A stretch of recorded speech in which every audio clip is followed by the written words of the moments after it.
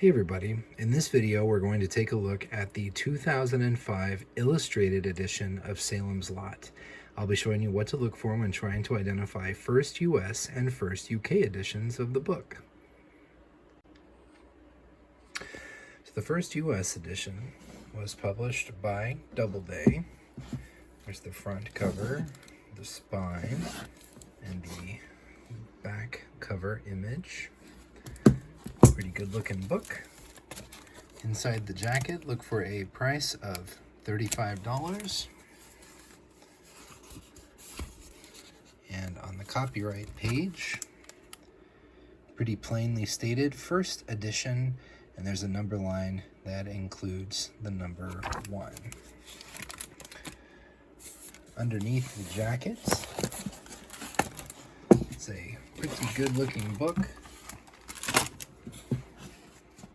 Has a black cloth binding all around, silver printing on the spine,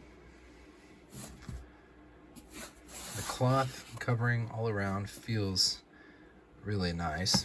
Of course, since it is the illustrated edition, it is illustrated throughout. You can kind of see where the illustrations are tipped in. But yeah, there is the first US edition of the illustrated Salem's Lot. The first UK edition has a different front cover image. There it is. It was published by Hodder and Stoughton. And there's the back cover. Inside the jacket, look for a price of £20. Has the same end papers as the US edition. And on the copyright page, this edition published in 2006, and there is no number line, there is simply the number 1. Look for the number 1, pretty plain, you have a first edition. Underneath the jacket, pretty good looking book. Black boards all around, as is typical for UK books. This could be cloth, could be some kind of treated cloth, also could be paper, but regardless, it's nice. Silver printing on the spine, just like the US. And again, I probably won't be able to find an illustration just by thumbing through. Oh, there was one. It is, and I missed it. Anyway, it is illustrated, hence the title, Illustrated Edition. And rather than being tipped in, the artwork is printed into the book block. Still comes out looking pretty nice. So there it is, the first UK edition of the illustrated Salem's Lot. So Salem's Lot is definitely a legendary book in the Stephen King universe. And what's really cool about this illustrated edition is that it's basically the trade edition of the massive, like literally gigantic dimensions on this book. The special edition that was released by Centipede Press in a very limited run. The illustrated trade edition was also in a fairly limited run, tens of thousands of copies, I believe, but contains all of the bonus content, the illustrations, everything from that Centipede Press edition, just at a much more accessible price point.